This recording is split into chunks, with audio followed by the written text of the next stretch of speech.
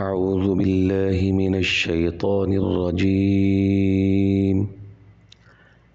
بسم الله الرحمن الرحيم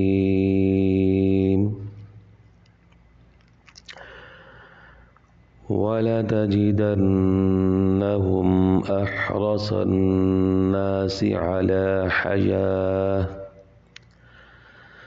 ومن الذين أشركوا يود أحدهم لو يعمر 1000 سنة وما هو بمزحزحه من العذاب أن يعمر والله بصير بما يعملون صدق اللہ العظیم۔ اعوذ باللہ من الشیطان الرجیم، بسم اللہ الرحمن الرحیم۔ رب اشرح لی صدری ویسر لی امری واحلل عقدۃ من لسانی یفقہوا قولی۔ اللہ تبارک و تعالیٰ کے کرم اور فضل سے، اس کی دی ہوئی توفیق سے سورۃ بقرہ کی آیات کا جو ترجمہ جاننے کا ہم نے سلسلہ شروع کیا ہے، اسی سلسلے میں ابھی آیت مبارکہ نمبر 96 آپ نے تلاوت سماعت فرمائی، اسی کا ترجمہ جانتے ہیں کہ وَلَا تَجِدَنَّهُمْ، اور البتہ تم پاؤ گے انہیں، احرص زیادہ حریص، الناس لوگ، علی پر، حیات زندگی، و اور، من سے، الذین جن لوگوں نے، اشرکوا شرک کیا، یودو چاہتا ہے، احدہم ان کا ہر ایک، لو کاش، یعمر وہ عمر پائے، 1000 سنہ سال، وما اور نہیں، ہوا وہ، بمزحزحہ اسے دور کرنے والا، من سے، عذاب، این کہ یعمر وہ عمر دیا جائے، واللہ اور اللہ، بصیر دیکھنے والا، بما یعملون بما جو وہ یعملون کرتے ہیں۔ بے شک تمہیں انہیں ضرور پاؤ گے کہ سب لوگوں سے زیادہ جینے کی ہوس رکھتے ہیں، اور مشرکوں سے ایک کو تمنا ہے کہ کہیں 1000 برس جئیں، اور وہ اسے عذاب سے دور نہ کرے گا اتنی عمر دیا جانا، اور اللہ ان کے کرتوت یعنی برے اعمال دیکھ رہا ہے۔ جیسا کہ اللہ تبارک و تعالیٰ نے پچھلی آیات میں بھی یہودیوں کا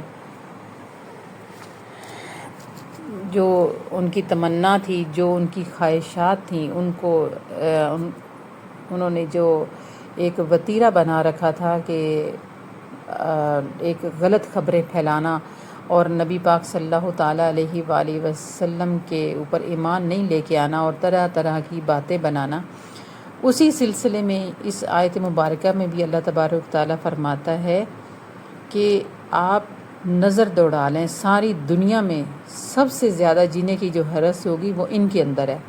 فرمایا کہ مشرکوں کا ایک گروہ ہے جو 1000 سال زندہ رہنے کی تمنا کرتے ہیں۔ مشرکوں سے مراد یہاں مجوسی ہیں، جو کہ آگ کی پوجا کرنے والے ہوتے ہیں۔ جب یہ لوگ آپس میں ملتے ہیں، جس طرح سے ہم لوگ ملتے ہیں اور السلام علیکم کہتے ہیں نا، تو اس طرح سے یہ لوگ جب مجوسی ملتے ہیں تو یہ کہتے ہیں زے 1000 سال، یعنی 1000 سال جیو، تو گویا وہ تمنا 1000 سال کی کرتے ہیں۔ اور یہ جو یہودی ہیں، ان کا معاملہ تو یہ ہے کہ یہ 1000 سال سے بھی زیادہ جینا چاہتے ہیں، لیکن اللہ تبارک و تعالیٰ فرماتا ہے کہ اگر 1000 سال جی بھی لیا، اتنی عمر تمہیں مل بھی گئی، تو کیا اتنی عمر کا ملنا تمہیں عذاب سے بچا لے گا؟ جہنم کے عذاب سے بچ پاؤ گے؟ موت تو آنی ہی آنی ہے، اور پھر اس کے بعد اعمال پر فیصلہ ہونا ہے، اور اسی کفر میں اگر تم دنیا سے گئے تو جہنم میں ہی ہمیشہ رہو گے، اور اتنی عمر کا دیا جانا بھی تمہارے کسی کام کا نہیں ہوگا، کوئی فائدہ مند نہیں ہوگا، لہٰذا اس طرح کی آرزوئیں پالنے کا بھی کوئی فائدہ نہیں۔ اور جب تک آپ صلی اللہ تعالیٰ علیہ وآلہ وآصحابہ وسلم پر ایمان نہیں لائیں گے تو آپ کسی بھی طرح سے نہیں بچ پائیں گے۔ اس کا مطلب کیا ہوا کہ اللہ تبارک و تعالیٰ نے بتا دیا کہ اصل ایمان ہے کیا، کہ نبی پاک صلی اللہ تعالیٰ علیہ وآلہ وسلم کو حق ماننا اور ان پر ان کی نبوت کو حق ماننا، ان کے اعمال اور ان کے فرمان پر عمل کرنا، اپنے اعمال کو درست کرنا۔ اگر انسان یہ سمجھ جاتا ہے تو پھر وہ ایمان کے دائرے میں آ جاتا ہے کہ جو رب تعالیٰ نے نبی پاک صلی اللہ تعالیٰ علیہ وآلہ وسلم کو کلام الہی دے کر بھیجا وہ حق ہے، تو پھر اس پر ایمان مکمل ہوتا ہے۔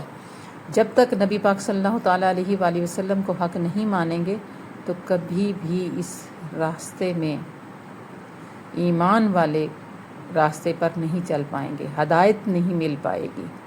تو اللہ تبارک و تعالیٰ سے دعا ہے کہ رب تعالیٰ ہمیں حق بولنے، حق سننے اور حق سمجھنے کی توفیق عطا فرمائے۔ وما علینا الا البلاغ۔ صدق اللہ۔